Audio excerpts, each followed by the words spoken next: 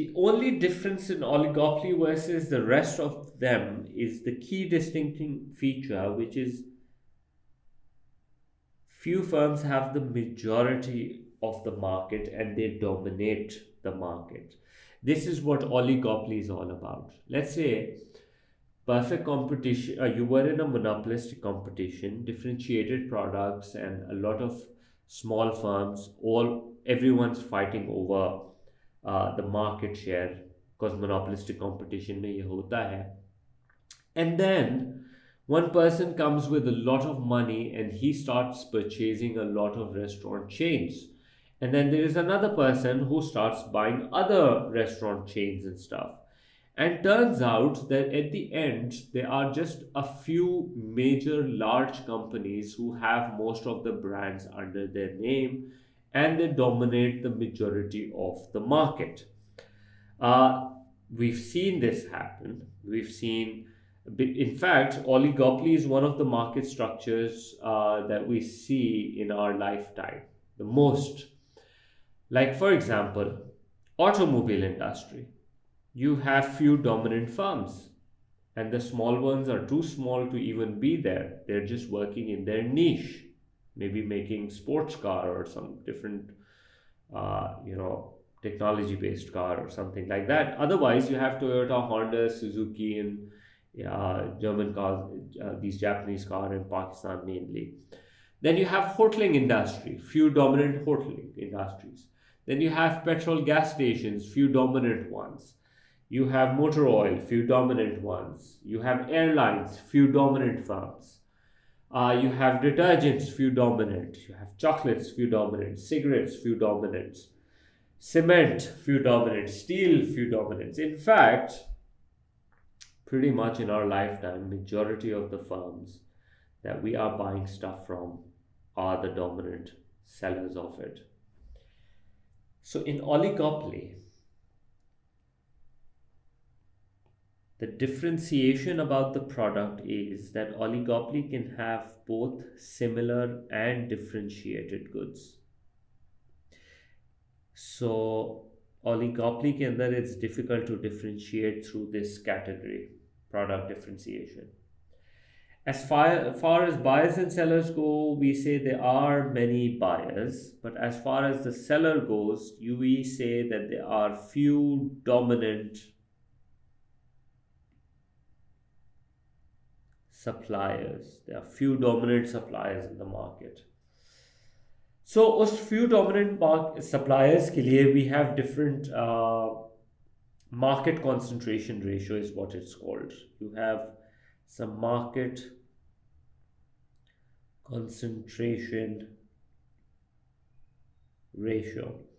This market concentration ratio is like 4 firm concentration ratio.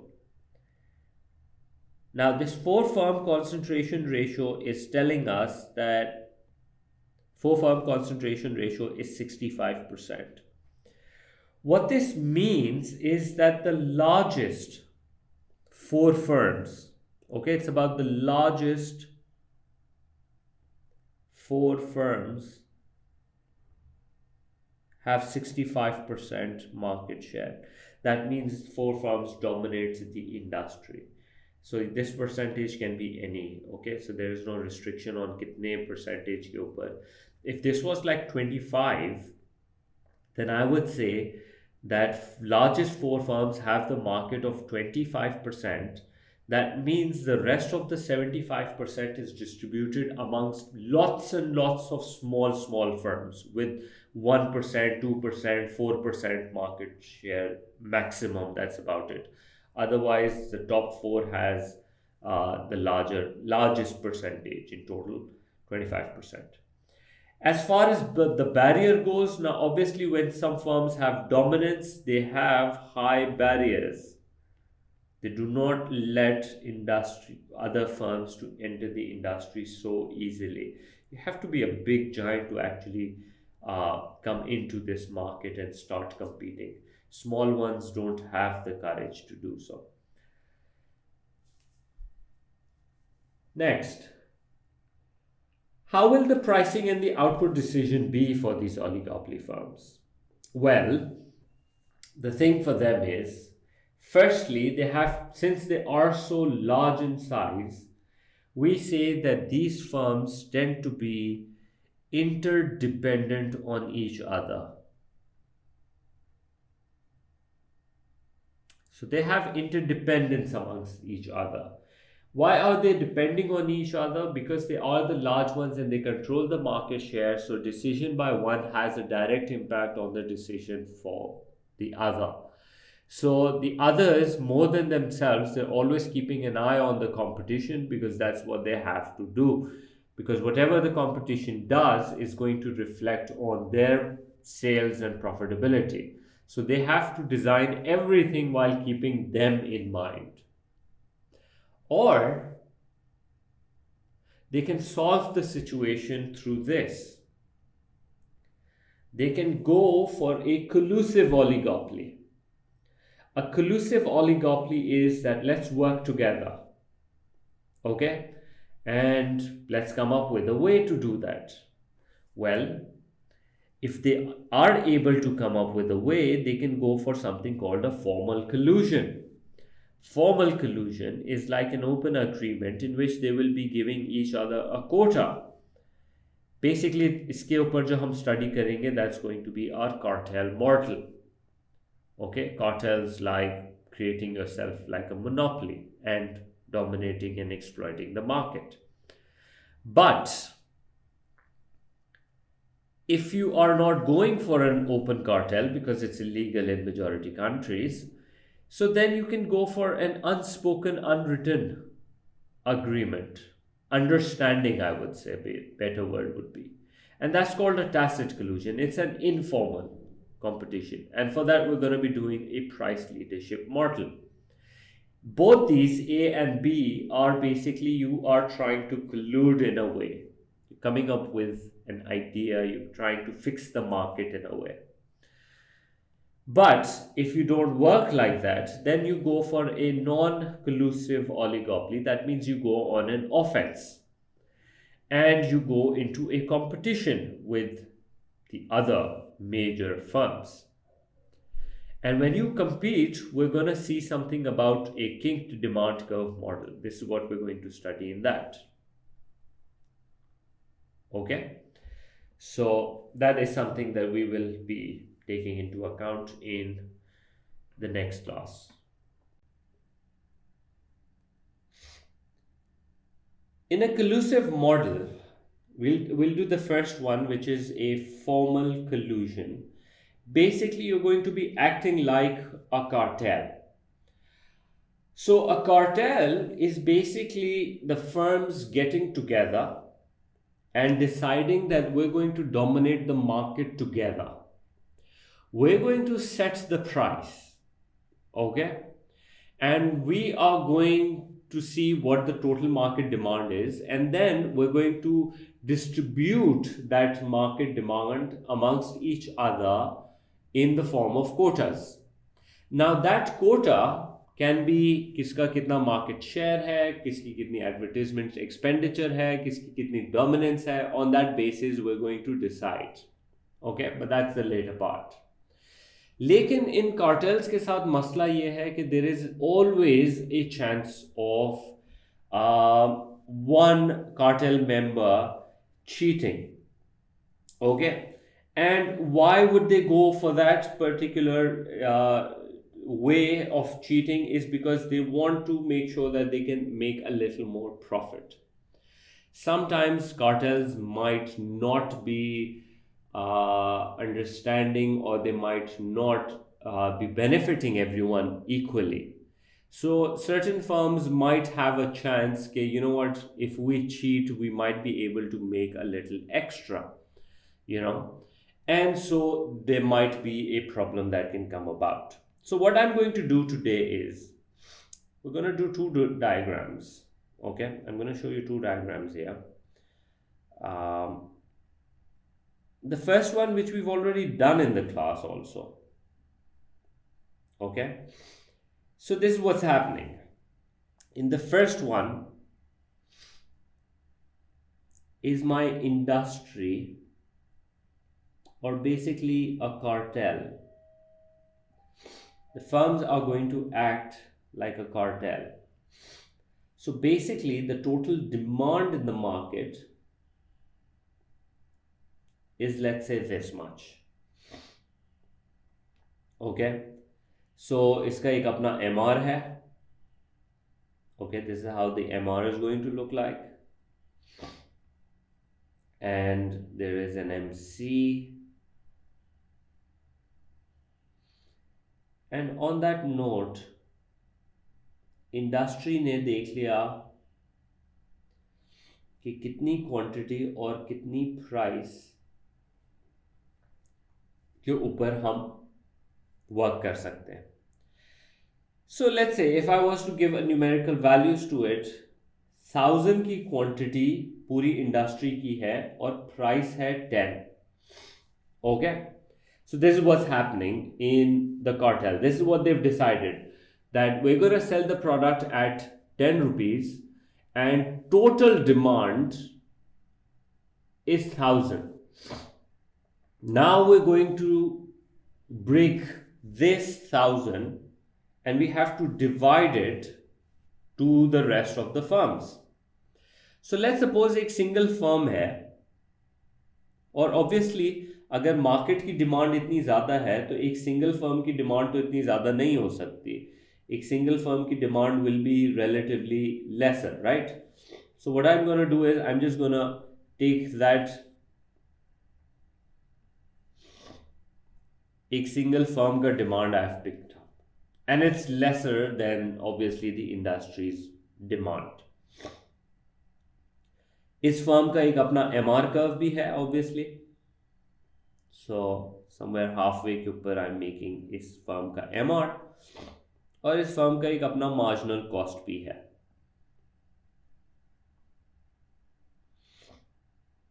ठीक है, this is the marginal cost of this firm. Now if this firm was not part of the cartel, they would have followed their MR equals to MC का rule. MR equals to MC and they would produce QO की quantity and they would have charged this price right here. Let's say this price is 8 and this quantity is 400. This is the case without being a member of the cartel. कितना revenue हो रहा है? Let's note it down. The revenue is 8 into 400. They're making about 3200 in revenues right now. But since you're a part of cartel now, cartel ने तो एक price set कर ली है अब. And that price is 10. This is the cartel price. And if you're a member of the cartel, you have to follow this price. Now for this firm, these demand curves and MR curves don't matter anymore because you have become part of the cartel. तो अब ये तुम्हारा नया MR, AR, in fact क्योंकि perfectly elastic है, the price is fixed, तो ये तो पूरा Mr. Darp हो गया. MR D equals to AR equals to P. Out of this 1000, this particular firm has been given a quota that at the price of 10, your individual demand would have been just 200. So we're going to assign you this quota, let's say. At the price of 10, your quota is 200. Now the firm sees, okay, how much revenue are we making now? At the price of 10, we're selling 200. We're actually making lesser revenue as we were before. Without being a member, we were making 3200 in revenues. Now we're actually making lesser in revenue. In the total market, all firms in the oligopoly, all members have collectively have to sell 1000 units.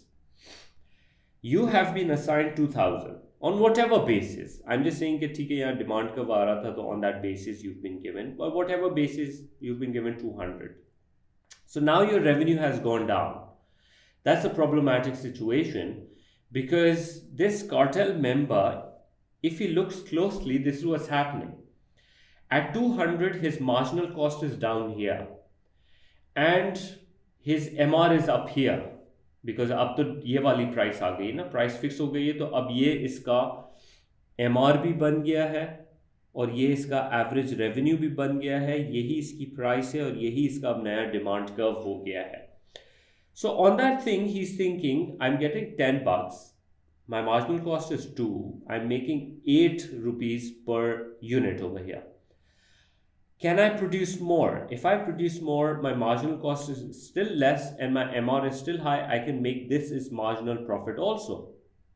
So there is an incentive for him to cheat here.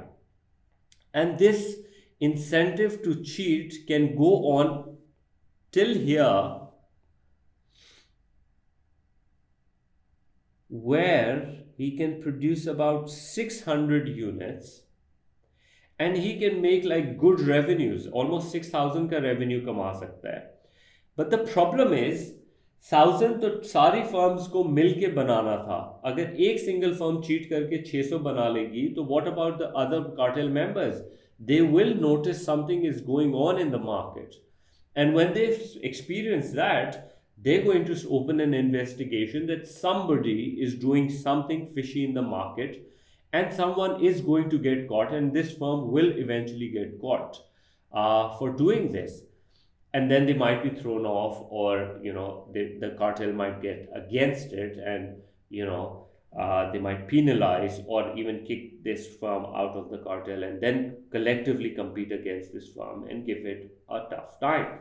So the thing is, this diagram over here is explaining us the situation, that how when you get into the cartel, you have to listen to the cartel, but there is an incentive to cheat, and if you cheat, there are repercussions for it. These are good for MCQs and even for the essays, that if you want to have a good collusion, if you want to make a cartel or so, there are certain conditions that needs to be met. Number one, there should be a small number of members so that it's easier to manage everyone together. There should be a strong trust between them, so you know that the other one's not going to cheat and you can rely on them. You should have similar cost structures.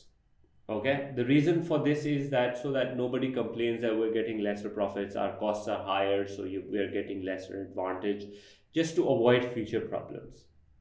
You should have a clear leader. The reason being for a clear leader is that if you don't have a clear leader, then somebody is going to try and dominate. So when you have a clear leader, he can put everyone in line when there is a disagreement.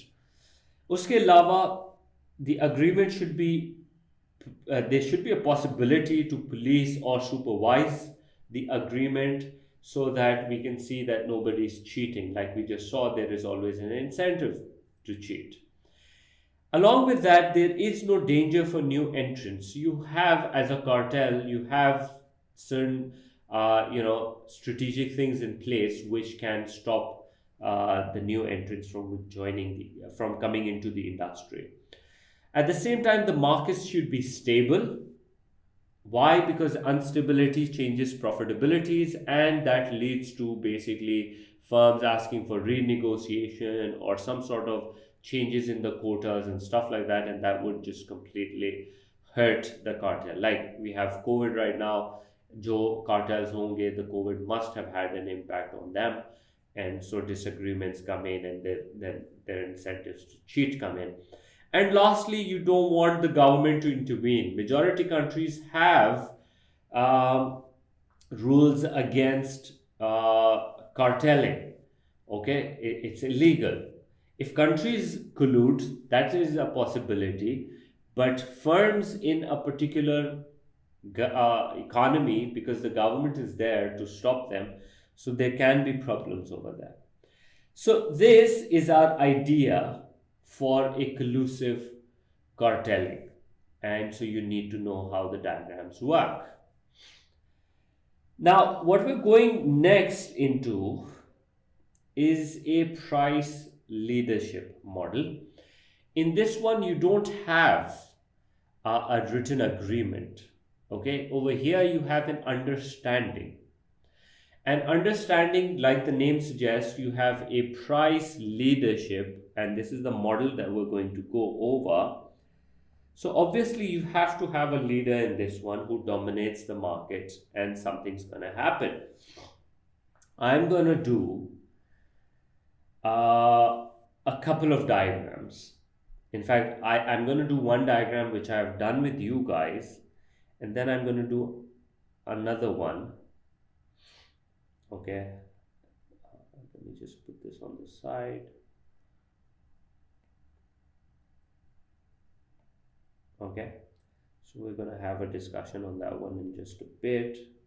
That one's a little more complex. But let's go over the easier one, which I feel is easy for us to do. What I've taught you in class is, for simplistic purpose, was that you have a leader and the leader has a demand curve. Okay, this is the demand for the leader, and the leader has his own MR curve as well. Okay, and the leader has his own cost structure.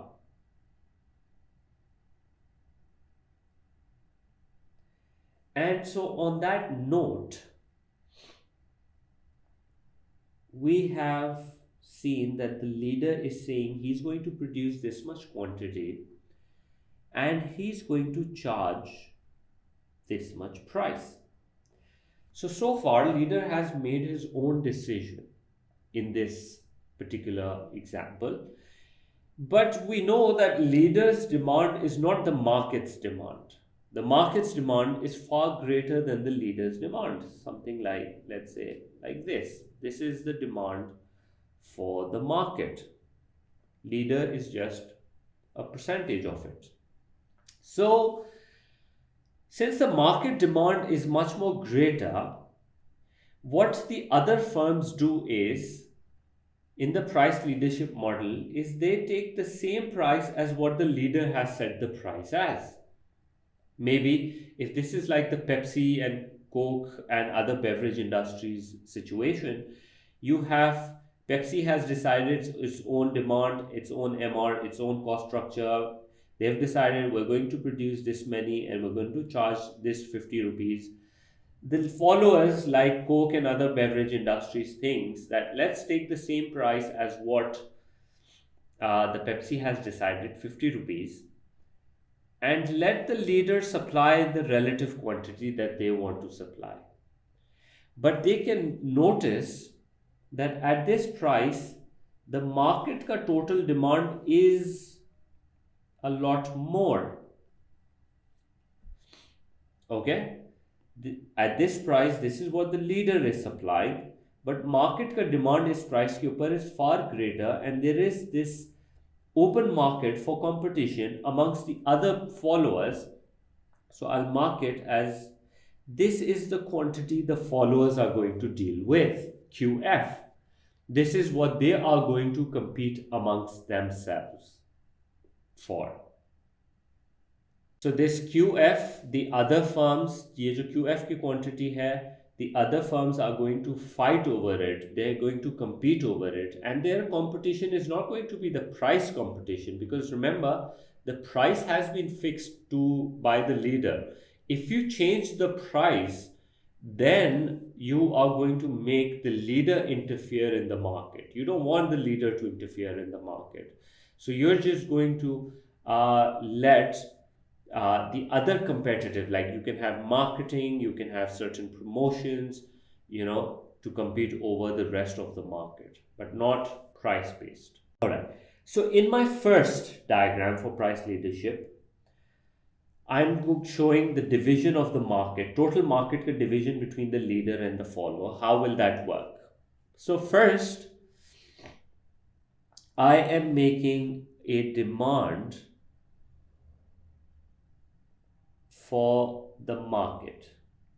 Okay, this is the demand for the market. And I am making a supply for all the firms. Look, where am I making it? ये थोड़ा सा मैं demand को यहाँ तक जाने दे रहा हूँ, लेकिन मैं सप्लाई को थोड़ा यहाँ से स्टार्ट करूँगा, so that I have this point over here available, और यहाँ से मैं इस सप्लाई को gonna pick it up. Okay, now this supply is all other firms. All right, it's all other firms. When I say all other firms, that means I do not have the leader supply discussion over here. These are all the other firms other than the leader. So, on that note, basically what we have here is equilibrium part, and I'll call it P1 point A. यहाँ मैं mark कर रहा हूँ इस पे. What I've done is total market की demand and total other suppliers who are left in the market, they have sort of like an equilibrium over here, और यहाँ पे मैंने P1 mark कर दी है. यहाँ पे जो इनका if you see over here, what it means is that the market is equals to all the other firms but not the leader. You understand that? Because at this point the quantity produced by all other firms is equals to the market. So what that means is कि यहाँ पे मेरे पहला point आ गया point A के ऊपर. This is the point where demand for leader का पहला point is, because they have zero demand at P1 की price. P1 की price के ऊपर all other firms का supply is meeting the market, so leader has nothing to sell at this price. I hope you understood this idea. Now, the second part is, over here, if you see, all other firms has zero supply at this price. I'll call it P2 price. At this P2 की price पे, at this P2 की price के ऊपर, all other firms has zero supply, but the market की demand तो इतनी सारी है. So basically P2 की इस price के ऊपर सारी demand जो है वो लीडर की है. Okay, so this helps us figure out what should be the demand curve for the leader. Well, the demand curve for the leader is this.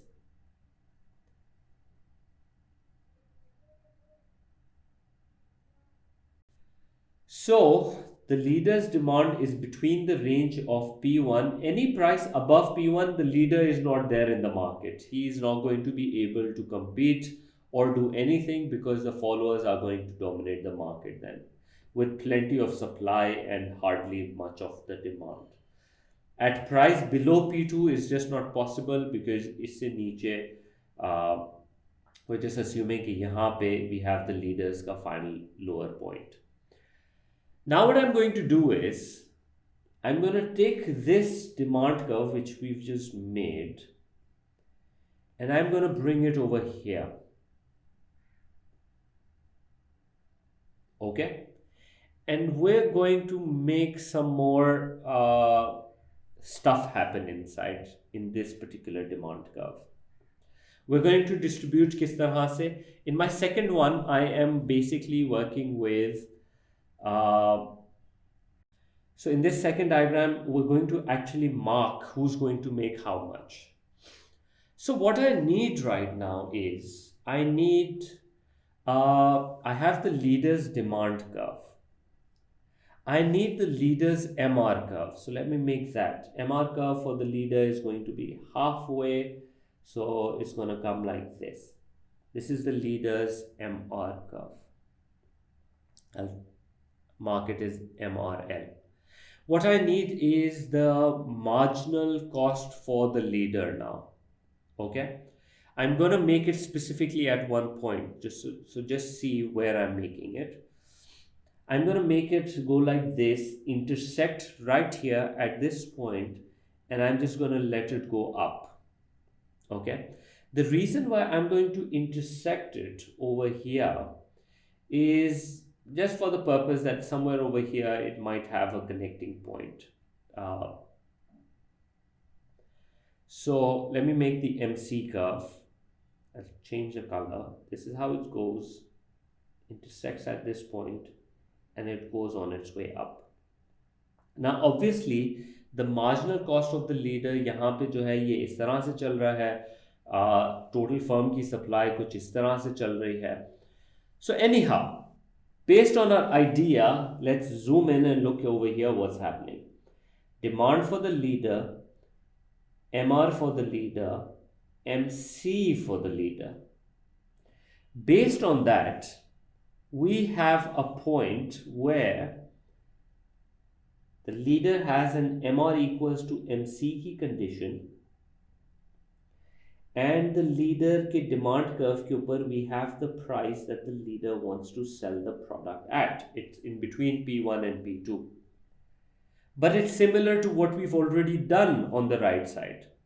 The leader deciding the demand MR MC for the leader and deciding on the price and the quantity. This is exactly what we've done over here. It's just that it's complicated because we have so many things happening over here. Now, the next thing. At this price, PL, let's give it to the followers also. PF. They have assumed this price also. So at this price, how much are the other firms willing to supply? Well, let's look at their supply curve. At this price of PF, all other firms are willing and able to supply this much quantity. So let me mark it. Up till here, all other firms are supplying QF. Now, when we're reading from 0 to here, this is what the leader is supplying. From 0 to here, this is what the followers are supplying. But what about the market? How much is the market at this level? Well, the market is at these prices, the total market's demand is still here. So basically, ये QT जो है, it's a combination of this and this. Okay, QL तक till QF, you add them together, you're going to get this much total Q2 key quantity. I've just done a much more simpler version of it, in which I've just suggested कि यहाँ से लेके यहाँ तक जो है followers will be producing. I haven't done कि QF कितना follower का exactly quantity कितना है on the basis of the axis I've missed out on. Why? Because I do not have the supply curve, but it's much more simpler. If you understand this one and you can redraw this in the exam or the test, you're free to do that, no issues whatsoever. So we've done collusion के अंदर the two models, the cartel and the second one, the price leadership. Now what we're doing is that we don't want to compete.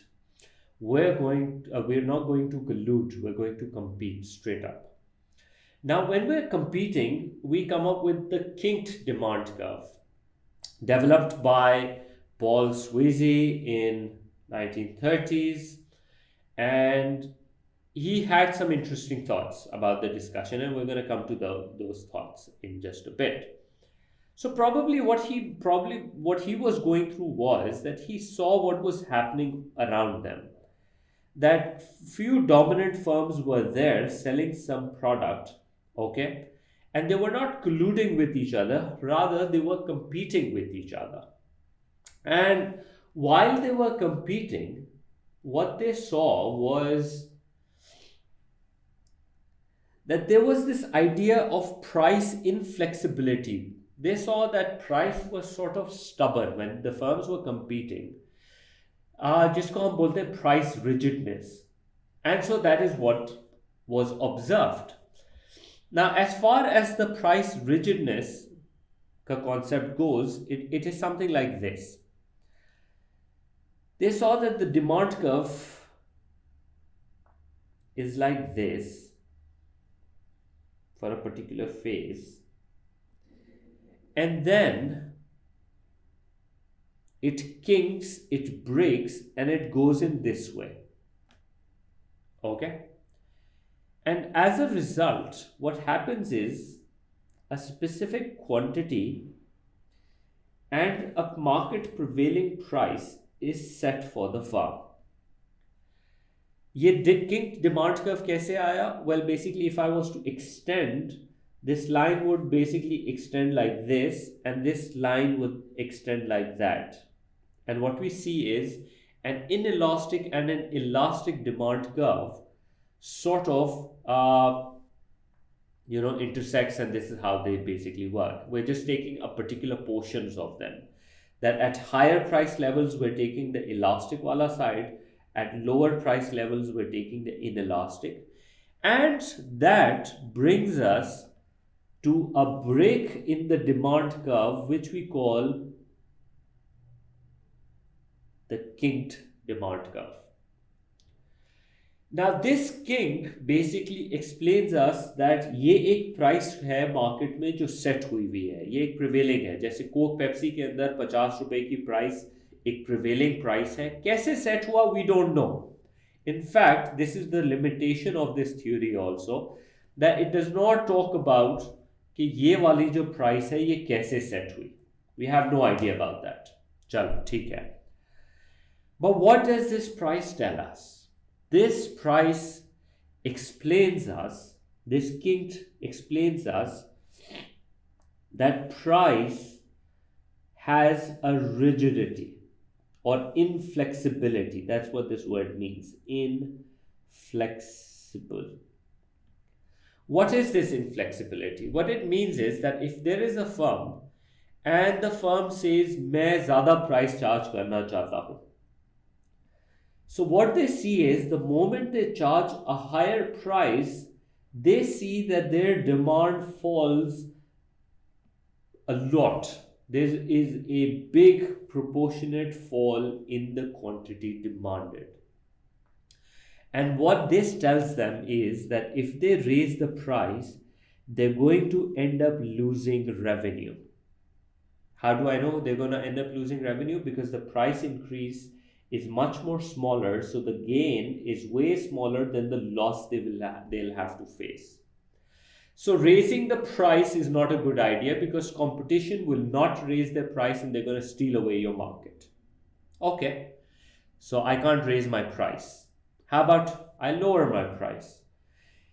If I lower my price, what I see is I don't gain much. Why am I not gaining much? I'm lowering my price.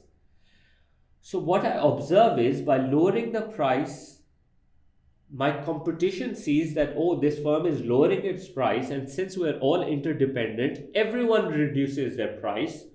And so I don't gain much market. I hardly gain any. Maybe there are people who wants to come towards my product, but because of the price factor they were not. So when I reduce the price, some people might come in, or the existing people started consuming slightly more, but I'm not going to gain as much market share. So as a result, when I reduce my price, my fall in the price is much larger than the increase in quantity. Turns out I lose my revenue in this scenario as well. So whether I raise the price or I reduce the price, I'm going to lose money. So the smart thing to do is stay where you're at in the market.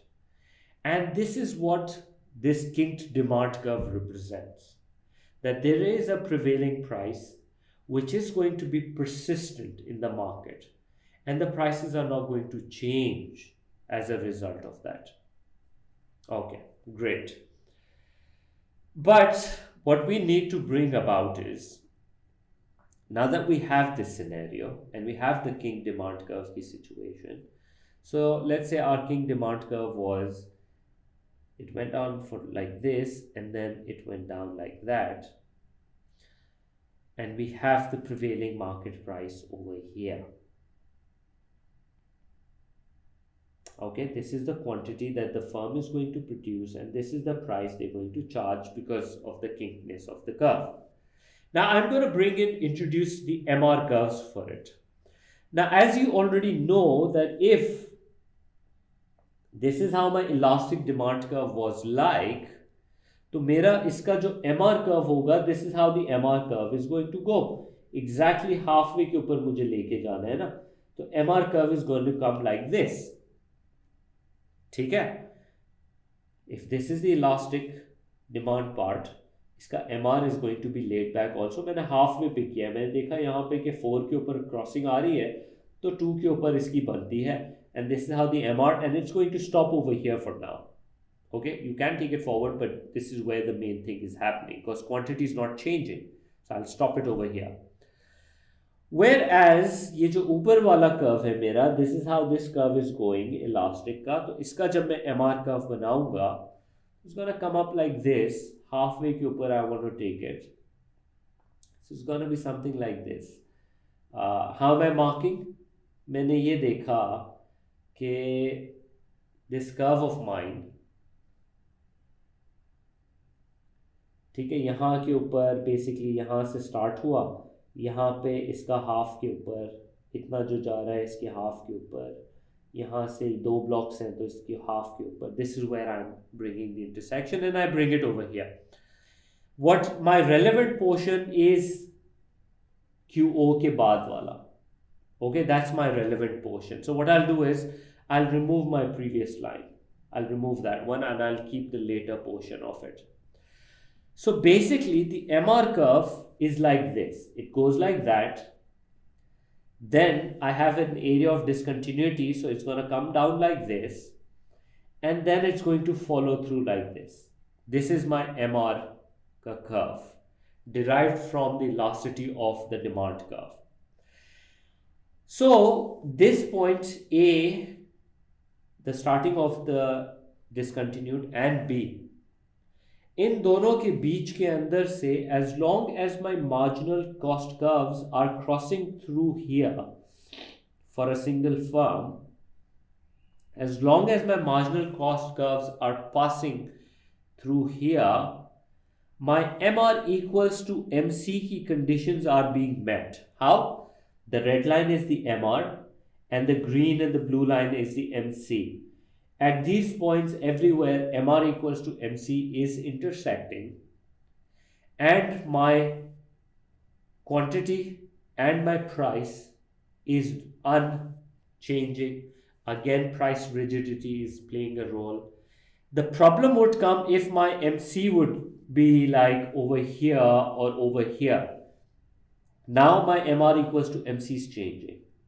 If that was the case, then my price would change and I would lose revenue. Again over here, if my MR equals to MC, I'll produce lesser quantity, charge a higher price. If I charge a higher price, I'm going to lose customer, I'm going to lose revenue.